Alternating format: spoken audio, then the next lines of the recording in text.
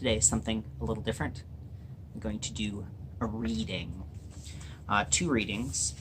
The first one is out of Harry Potter and the Order of the Phoenix. This is my favorite book series. My least favorite book of the series, but there's one part that I would like to read tonight. So this is out of chapter 34, Department of Mysteries. The room was larger than the last, dimly lit and rectangular, and at the center of it was sunken, forming a great stone pit some 20 feet deep.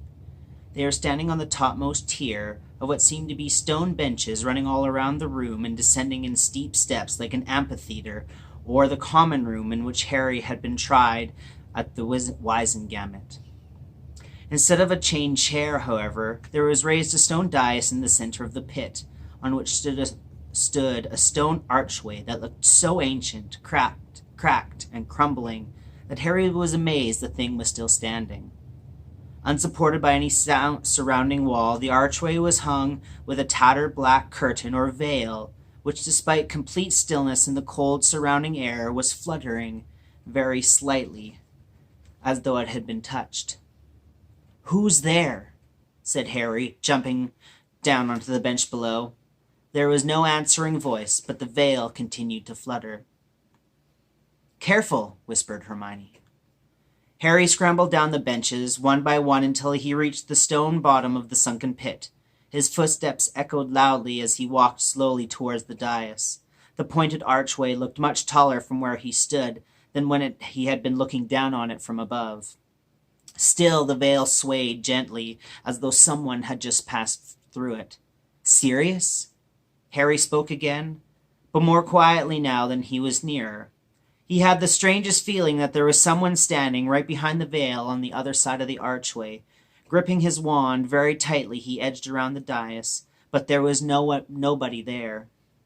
All that could be seen on the other side was the tattered black veil. "Let's go," called Hermione from halfway up the stone steps. "This isn't right, Harry. Come on, let's go." She sounded scared, much more scared than she had been in the room where the brains swarm. Yet Harry thought the archway had a kind of beauty to it, old though it was.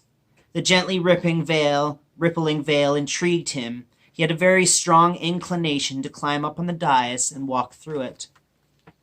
"Harry, let's go," said Hermione more forcefully. "Okay," he said, but did not move. He had just heard something. There were faint whispering, murmuring voices coming from the other side of the veil. "What are you saying?" he said very loudly, so the words echoed all around the stone benches. "Nobody's talking, Harry," said Hermione, now moving over him. "Someone's whispering behind there," he said, moving out of her reach, and continued down to frown at the veil. "Is that you, Ron?" "I'm here, mate," said Ron, appearing around the side of the archway. "Can anyone else hear it?" Harry demanded, for the whispering and murmuring was becoming louder. Without really meaning to put it there, he found his foot on the dais. "I can hear them too," breathed Luna, joining them around the side of the archway and gazing at the swaying veil. "There are people in there." "What do you mean, in there?" demanded Hermione, jumping down from the bottom step and sounding much angrier than the occasion warranted. "There isn't any in there. It's an archway. There isn't room for anybody to be in there. Harry, stop it. Come away." She grabbed his arm and pulled, but he resisted. "Harry, we're supposed to be here for Sirius," she said in a high-pitched, strained voice. "Sirius," Harry repeated, still gazing, mesmerized at the continuing swaying veil. "Yeah." Something finally slid back in place of his brain. Sirius, captured, bound, tortured, and he was staring at this archway. He took several paces back from the dais, and wrenched his eyes away from the veil. "Let's go," he said. So that's reading number 1. Reading number 2 is a song from a song by 21 Pilots. The song is Migraine. This is the second verse. "I am not as fine as I seem. Pardon me for yelling and telling you green gardens are not what's growing in my psyche. It's a different me, a difficult beast feasting on burnt down trees, freeze frame, Please let me paint a mental picture portrait, something you won't forget. It's all about my forehead, and how it is a door that holds back the contents that makes Pandora's box contents look non-violent. Behind my eyelids are islands of violence. My mind shipwrecked is the only land my mind could find. I did not know it was such a violent island full of tidal waves, suicidal craved lions. They're trying to eat me, blood running down their chin. And I know I can fight, or I can let the lion win.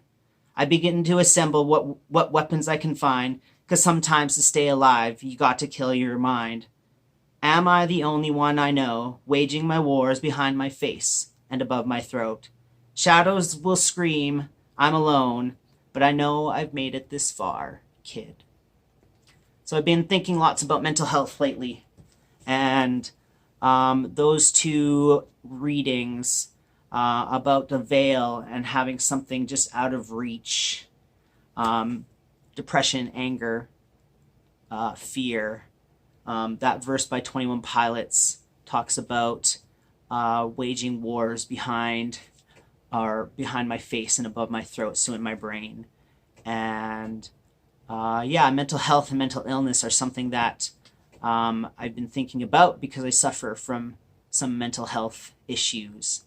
And I just think that YouTube and Facebook are a good platform to talk about such things.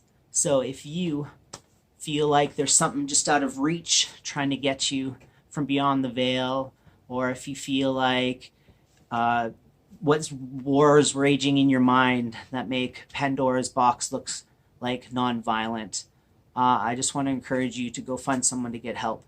Go talk to someone.